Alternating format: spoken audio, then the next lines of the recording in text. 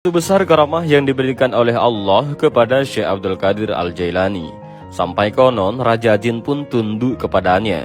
Dikisahkan bahwa ada seorang laki-laki di Baghdad datang kepada Syekh Abdul Qadir dan mengadu bahwa putrinya yang masih perawan telah diculik jin dari rumahnya. Syekh Abdul Qadir pun menjawab, "Pergilah engkau malam ini ke sebuah bangunan yang runtuh di Al-Kharqa dan duduklah di tempat yang tinggi tingkat kelima. Kemudian buatlah garis lingkaran di tanah sambil membaca Bismillah ala niyati Abdul Qadir Jailani. Jika waktu insya tiba, kau akan temui segerombongan jin dengan berbagai rupa. Janganlah engkau takut jika melihatnya.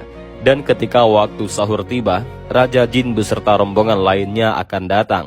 Dia akan menanyakan hajatmu. Maka katakan, aku diutus Syekh Abdul Qadir. Kemudian adukan padanya tentang putrimu." Laki-laki tersebut lalu berkata, "Aku pun segera pergi dan melakukan apa yang diperintahkan Syekh Abdul Qadir. Setelah sampai di tempat yang ditunjuk beliau, aku membuat gambar lingkaran dan berada di dalamnya, sehingga tidak ada satupun dari para jin yang dapat melewati lingkaran. Kemudian datang rombongan jin lain bersama Raja Jin dengan menaiki kuda. Di antara mereka adalah pimpinan yang berdiri di depan lingkaran dan bertanya, 'Wahai manusia, ada perlu apa denganku?' Maka aku katakan padanya, 'Aku diutus oleh Syekh Abdul Qadir.'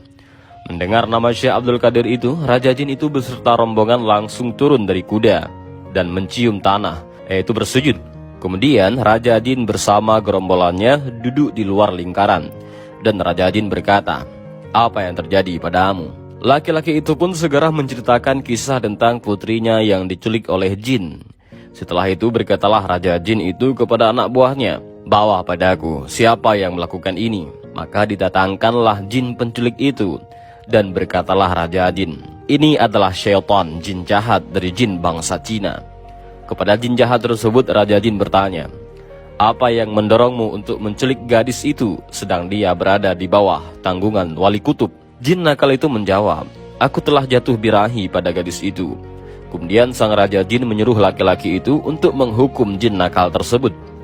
Laki-laki itu pun memukul kepala jin yang telah menculik putrinya. Jin jahat pun menyerahkan putri yang diculiknya kepada laki-laki itu. Setelah menerima putrinya lagi, laki-laki itu berkata kepada Raja Jin, 'Belum pernah aku melihat yang seperti malam ini, di mana engkau begitu menghormati perintah Syekh Abdul Qadir.' Raja Jin pun menjawab, 'Benar, dari dalam rumah pun beliau mampu melihat semua jin jahat yang ada di bumi. Maka dari itu dia, yaitu jin nakal, kabur sebab takut kepada beliau.'